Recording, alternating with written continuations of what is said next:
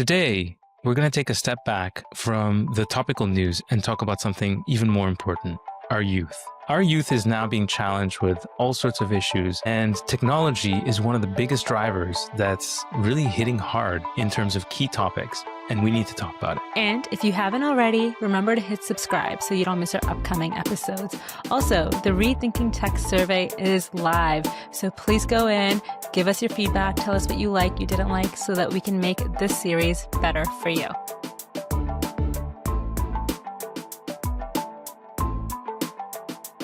Welcome back to the Rethinking Tech podcast. I'm Aparna. And I'm Harinda. Our podcast breaks the topic of tech apart, covering the surprising connections between geopolitics, business, and ethics. We're both humanitarians, and I'm a lawyer, currently in Toronto, where the weather has hit 0 degrees Celsius. But the Jays are keeping people hot from their excitement. Let's go, Jays. And I'm a former entrepreneur, a globetrotter, and I actually just came back from Canada, and I did not follow the Jays. Every week, we break down the hottest tech topics that you need to know about. This week, we're doing things a little differently. We're focusing on the impact of AI on our youth, and we're going to explain why that matters more so than ever before. We'll do this by examining it from a tech perspective, a geopolitical perspective, and then, my favorite, the ethical implications behind it all. Harinda, why are we talking about this today? Why does the impact of AI on youth matter? Over the last 15 years, a lot of people, a lot of society has been worried about the implications of social media proliferation to the youth. And we're starting to see some of the effects of that. However, AI is a game changer. We have technologies like ChatGPT, Character.AI, AI companions, for example, all of which are categorically changing the way the youth interact with technology. So this in itself is showing ripple effects in terms of childhood development, in terms of psychology, in terms of mental health. And so all of these other factors are really impacting not just the youth, but society in general. And as a result, we need to start breaking this entire topic down. I'm starting to see content about how AI isn't any different from things like a TI calculator or MSN or other tech advancements, to which I say, yes, you are correct. AI is a tool. All those things were also tools. But the difference is that AI creates this conversational relationship and personalized content and a really realistic back and forth that adolescents who are still forming their prefrontal cortex, are still figuring out who they are still highly malleable, are now at risk of having their thoughts, their feelings, and their sense of identity being shaped by this. That wasn't possible with your smart calculator before. Learning how 10 to the power of 7 is equal to whatever value is not developing your political biases at a young age like AI now can do. Adolescence is such a sensitive window for social learning and identity formation that this is why we need to talk about this today. I want to also take a step back. You and I are in the same field with regards to technology and what is happening, not just with technology itself, but how it's risen into geopolitics. But when I really try to reflect a lot on how is this affecting society and how is it affecting the youth, we're taking unvetted technologies and just applying them to youth. And most of these technologies are privately owned, so we're also not really clear or certain about the interests and the ends that we are expecting to see. We're starting to already see critical thinking that's being challenged, the development of youth being challenged, their education is being decimated. Critical thinking is something that is one of the hot topics because many teachers are struggling to figure out how to develop critical thinking with tools such as ChatGPT around. Careers, something that's also being decimated. Safety, and then also truth. So when you take some of these anchored concepts in society and you tear them up, one of the challenges is how do you navigate the world? And this is one of the things that concerns me as a parent. I now need to rethink not just the things that I can impart to my daughter, but more so, how is it that I can make sure that my daughter grows up in the safest environment possible? So let's talk about it. Let's dig right into the tech behind it all. You cannot talk about AI and youth today, or AI and really anyone today, without talking about chatbots. 72% of US teens have tried AI companions, with 13% of them using them daily. These are AI companions. This is not ChatGPT for homework purposes. This is literally seeking out companionship in the form of an AI partner. Over half of these people are regular users. And there was actually a fascinating study that came out of MIT earlier this year. And the study is called My Boyfriend is AI. You've probably heard me talk about the study before because it just really delves into so many details that we've all suspected but haven't been able to put numbers behind. But this was based on a large-scale analysis of the Reddit subgroup called My Boyfriend is AI with 27,000 plus members. Granted, not all of them are youth, but they found that actually 10% of all those users actually had intentionally sought an AI companion. That means 90% of the people in this Reddit group never were seeking AI companionship, but it just happened.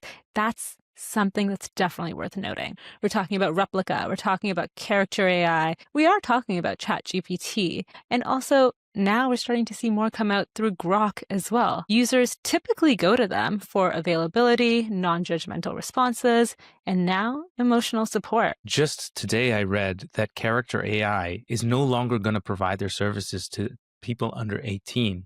And that's just because they have been sued for teen suicides. And we've waited 3 years, essentially, for some sort of decision like this. And the issue is that it's actually on the companies to decide this. Legislation is not going to make its way fast enough to protect the youth. And we're quite vocal when it comes to many of these things, because while we want to encourage debate, that is one of the places where people on both sides of the aisle, when it comes to politics, they can agree on the safety of youth. That being said, there is a loneliness epidemic. AI is being used to help cure that. How successful it's being is what we don't really have numbers on right now.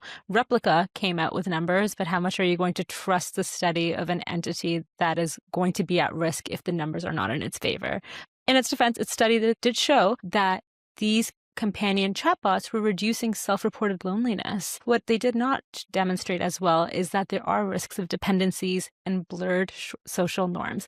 We are seeing people getting married to their character chatbots. This is something that is happening. I'm sure there are people who are going to start going to prom with their chatbots and their companions. And my question is that when we're finding users gravitate to general purpose systems for companionship, where AI is always there to provide that companionship, is this something that we should just be cutting off? Or is there more nuance to this? One thing that is really difficult to understand is, are we just behind in the times? We can always ask this question to each other, which is, it's just the way that the world is moving and we are just old folks. This is the part where I'm always conflicted when it comes to robots, AI companions, etc. Because one of the things that this goes against, which has never happened in previous generations, is the fact of the village. Basically, there's always been this notion that a village is what raises the youth. And now that village has been completely cut off, where parents are not relevant,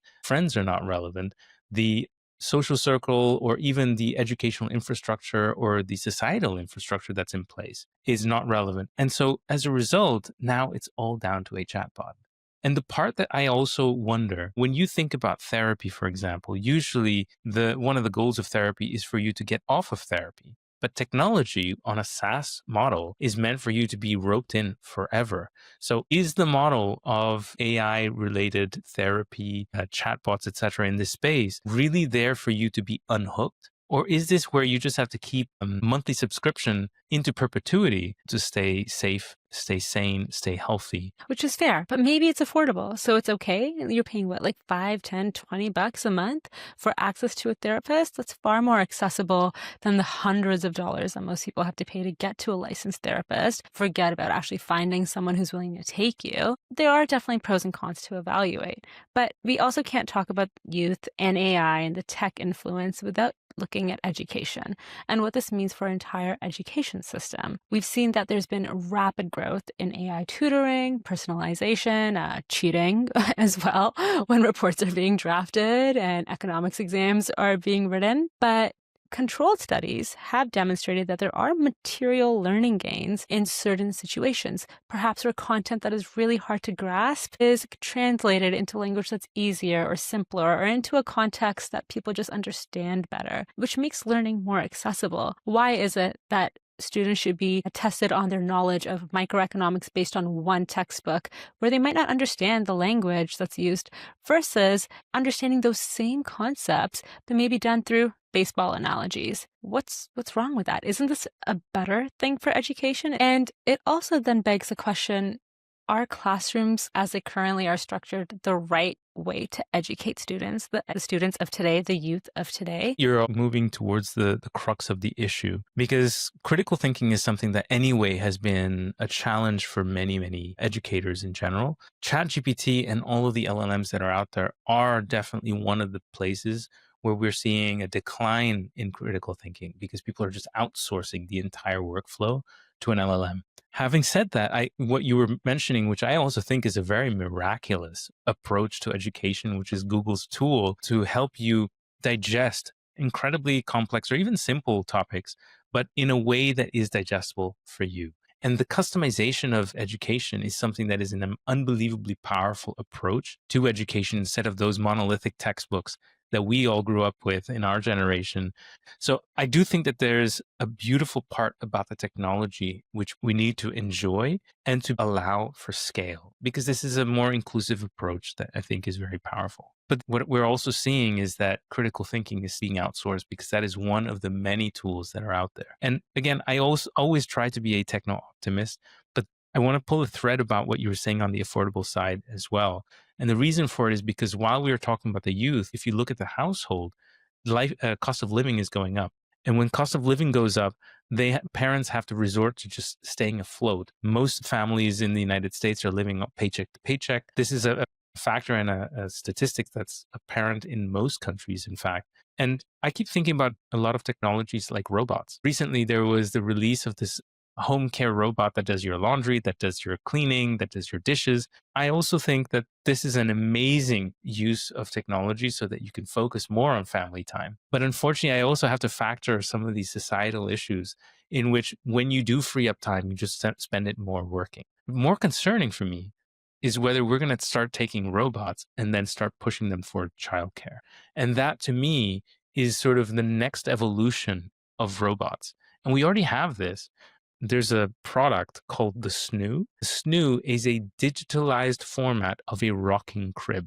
This is because parents struggle to rock the crib because they're so tired in the first few months of having children, especially their first children. And so there's an AI that is going to fuel it. It's probably going to find the right rhythm and all of these things. But I bring it back down to, who are we actually trying to serve? Are we really trying to take care of kids? Or are we trying to be able to just stay afloat? And then what are the approaches and systems that we have in place? And those two dynamics are clashing right now. It comes down to the age-old question of, yes, you have more time, but more time to do what? More time to work so that you can earn more money to buy more things to take care of your family and take care of your house and do all those things. You'll be able to get a robot to start attending your fitness class for you, so you don't even have to do that. Like, who knows?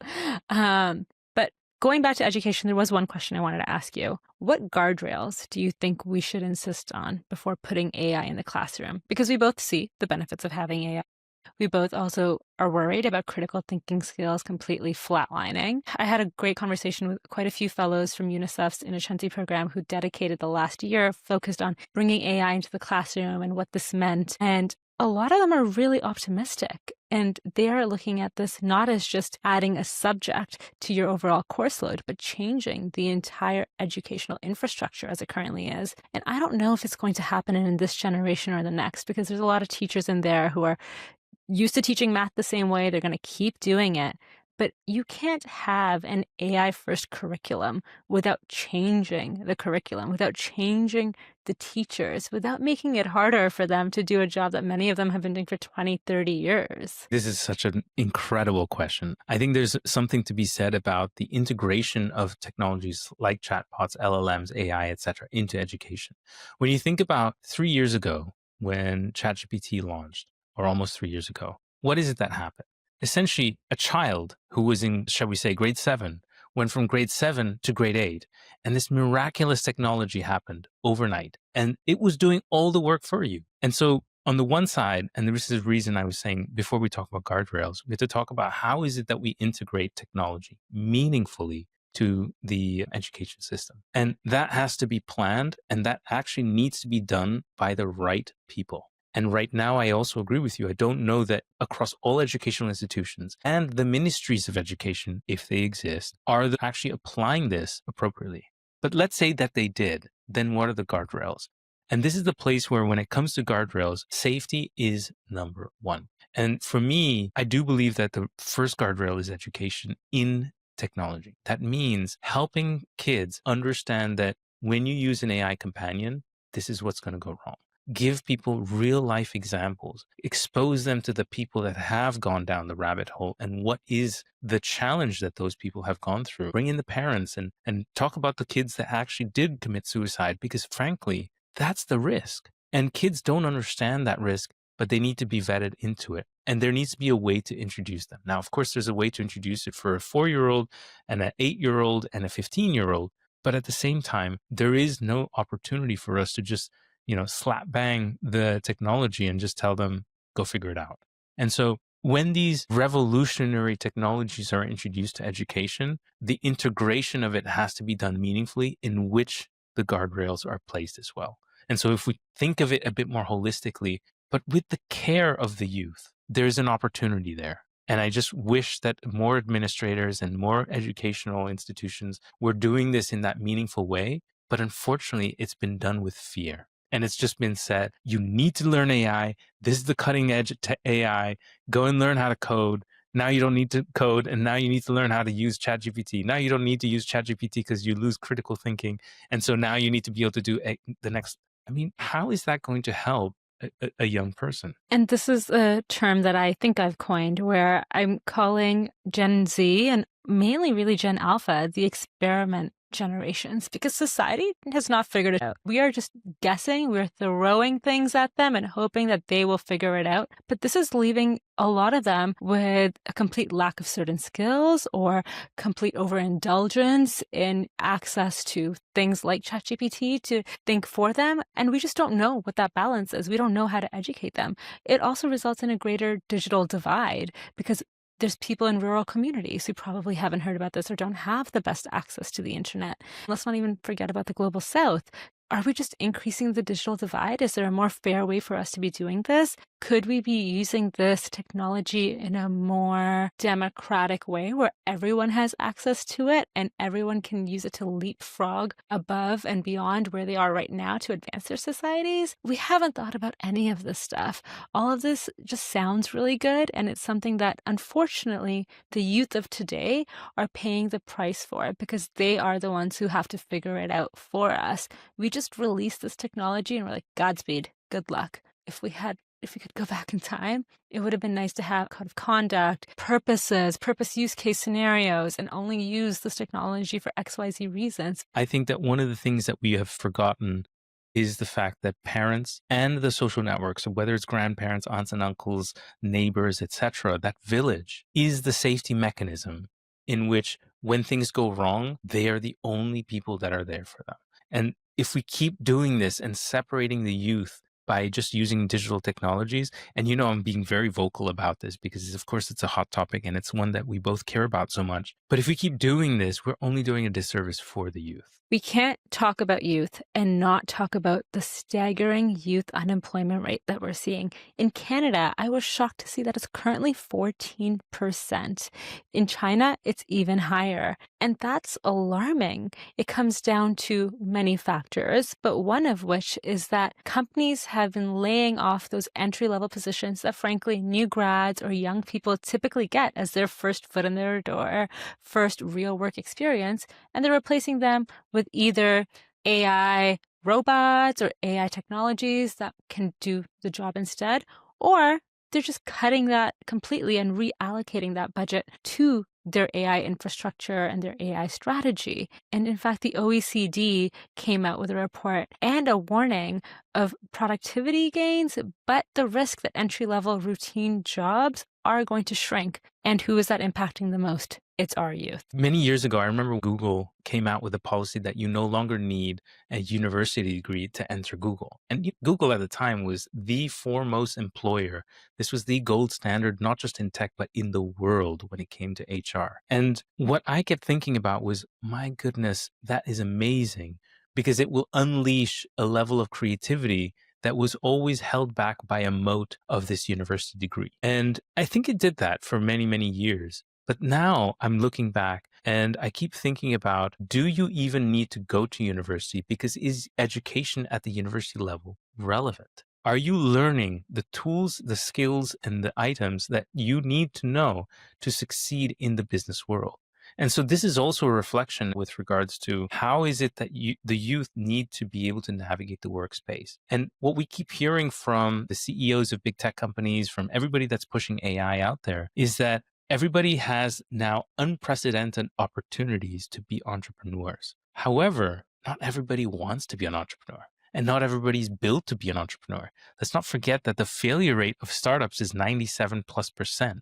So these are the kinds of places where we need to be more accountable when we hear these kinds of statements, because I think that we also don't push back enough when it comes to these kinds of topics. Since we're on the topic of education, I also want to talk a little bit about how it is evolving from a geopolitical perspective. Now, in the United States, they've abolished the education department, right? And that has had ripple effects, mostly by being able to serve educational policy at the state level. And this has allowed the individual states to determine what is the flavor of education. And we've started to see this ripple in different ways. We've seen religious content being integrated. We've seen various racial content being removed so that there's less awareness of some of the racial past of the United States. But the US is now a convenient example, but I actually think that it's very relevant for us to take it even outside. Because when I look at how effective education ministries, departments are, I sense that they are behind the curve of being able to keep up on the educational side. Looking at this from broadly geopolitics, like, yes, education is one piece. I think it's relating it to AI and relating it to youth,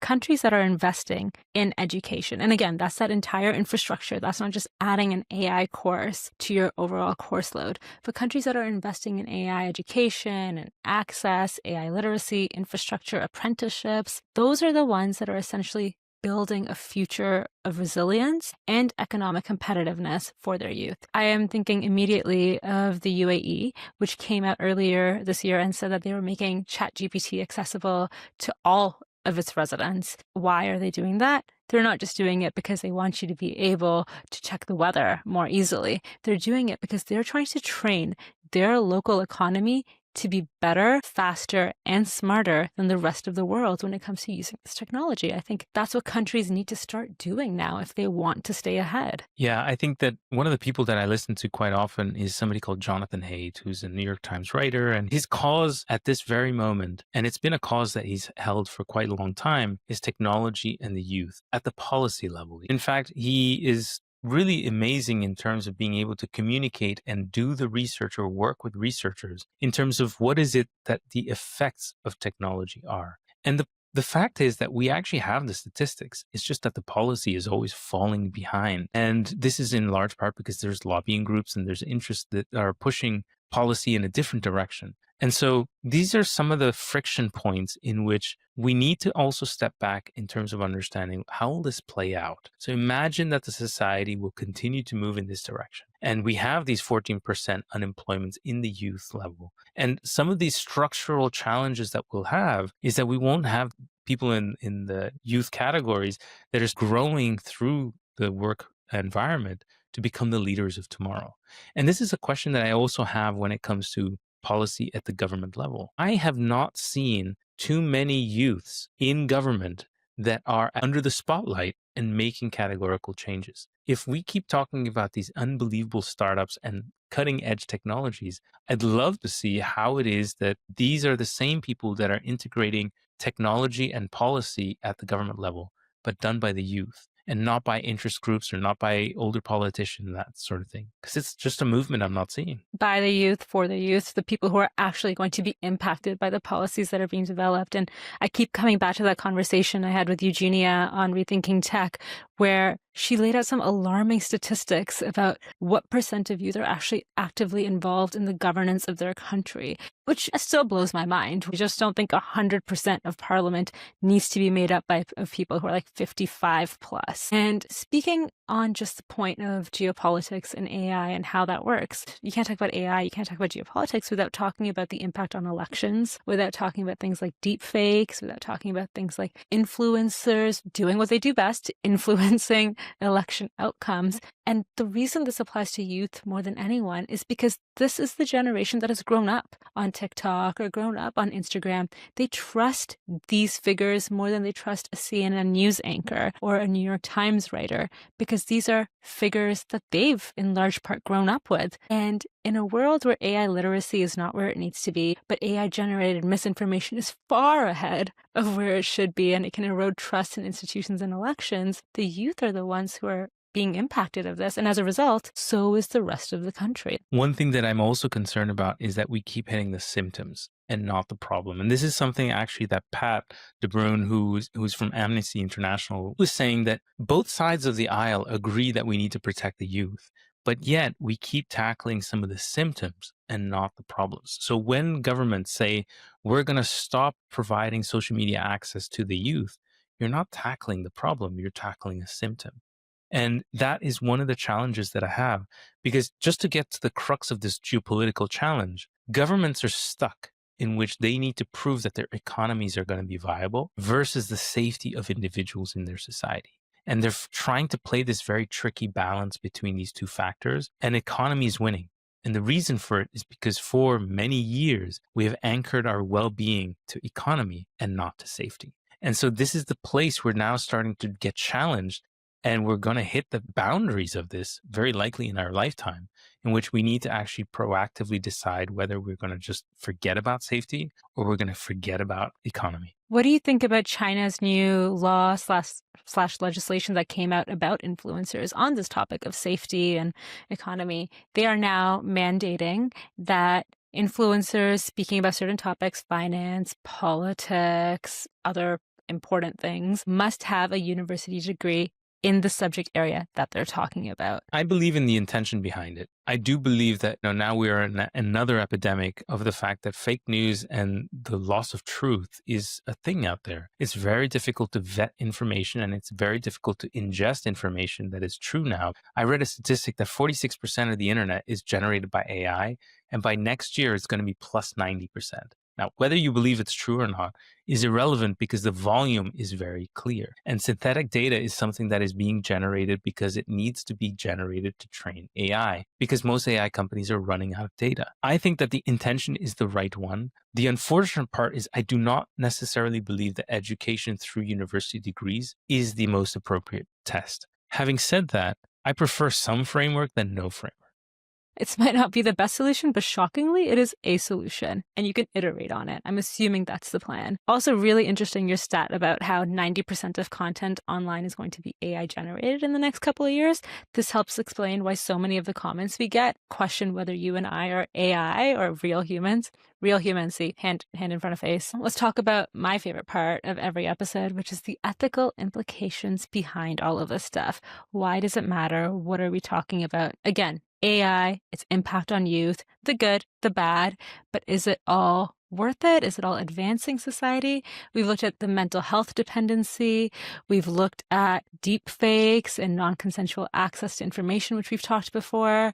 We haven't even talked about things like bias and surveillance, which is now being ingrained within AI models. The way AI is set up, do you think stronger regulation of AI companions and synthetic media is feasible in the geopolitical context of today? I unfortunately do not believe that. And the reason is, when you think about legislation, it's sort of a broad brushstroke approach to something that has so much nuance. Moreover, one of the things about, AI companions, it's kind of similar to porn. While you could mandate that the underage should not watch it, should not have access to it, etc., they will find a way. And the reason I say this is also because, in large part, it's part of the developmental process. I'm not saying that we should openly give access to anything and everything to the youth, but it's actually the fact that some people will seek out the things that they should not be doing. That is part of the youth. And as a result, I also think that legislation is simply not going to be the best guardrail, but it is an important guardrail. And this is the place where I also think a lot, not just about AI companions, but just technology in general. Because one of the things that we are starting to see is about young boys. And this is a demographic that is really being challenged. And in fact, recently I was speaking with somebody. He had 2 sons, and I was telling him that is the demographic I am most concerned about right now. We have all sorts of evidence and examples. For example, we also talked about it recently. In Nigeria, there are a lot of people that are pretending to be young girls, trying to lure in boys and basically get them to provide nude photos that then they use as blackmail to get cash out of them. And some of these boys have committed suicide. There are so many parts of being susceptible when you are young, you're high in testosterone, and you're in that age demographic where you are in experimental mode. And now you have the access of the internet, not just the internet, the AI fueled internet, and people who are trying to game you. That's why I'm trying to think of the most vulnerable. And in this instance, I really do believe that the young boys are very, very vulnerable.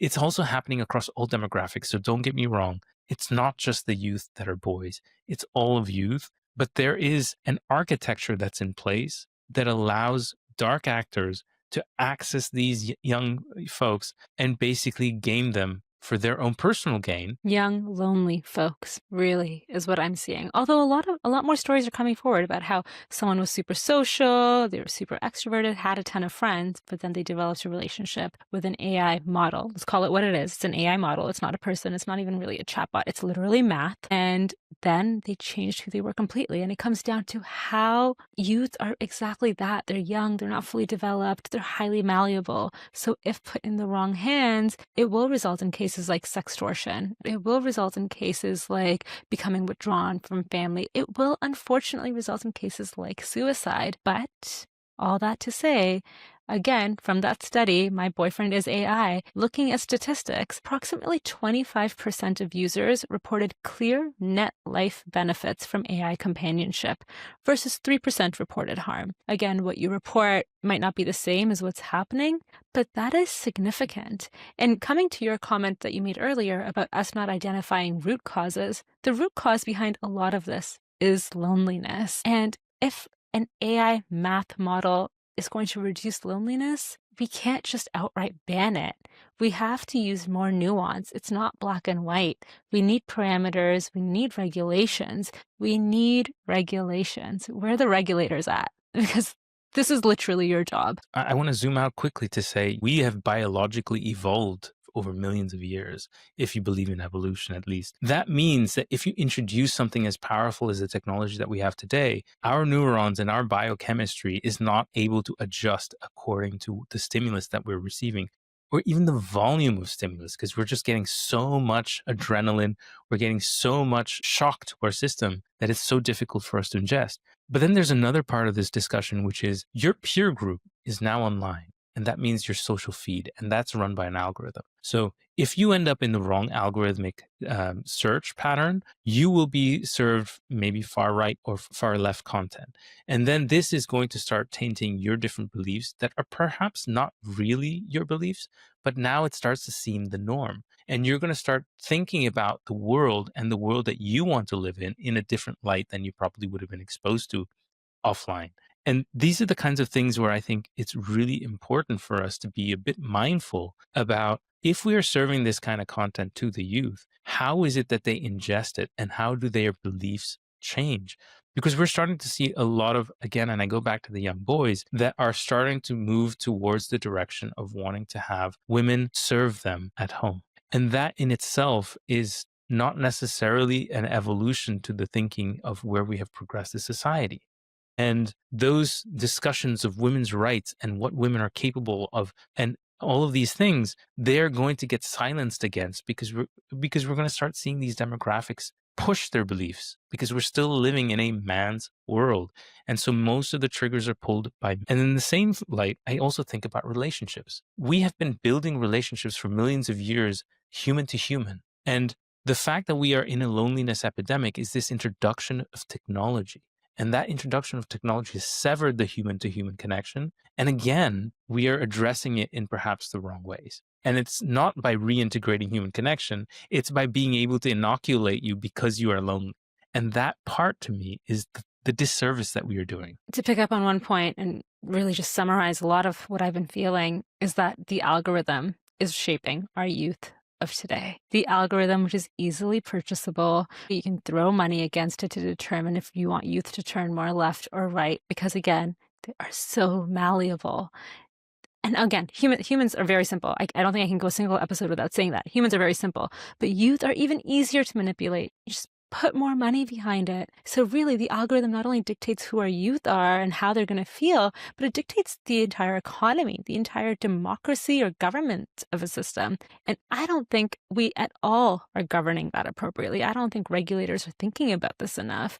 And that's what scares me. To add to that point, one of the reasons that the US administration is looking to separate TikTok from its parent company and have an American version of TikTok is for statements that Donald Trump and Benjamin Netanyahu made, which is, how is it that we can get liberal youth to change their perspectives? And that is because algorithms and platforms have the power to basically mold people towards the beliefs of politicians, of interest groups, etc. And that is very much how algorithms have the capacity to work. And now it's a science. It's an easy graph. More money, change of opinion more easily. I have one question before we wrap up, which is, given the way that the youth are right now, in terms of their social statuses, in terms of the social circles that they have, in terms of the infrastructures that are there to support them, do you think that they are left to fend for themselves? Who is it that is there to protect them in today's society? We're talking a lot about what should happen, but in today, what is it that you think is there as a layer of protection for the youth?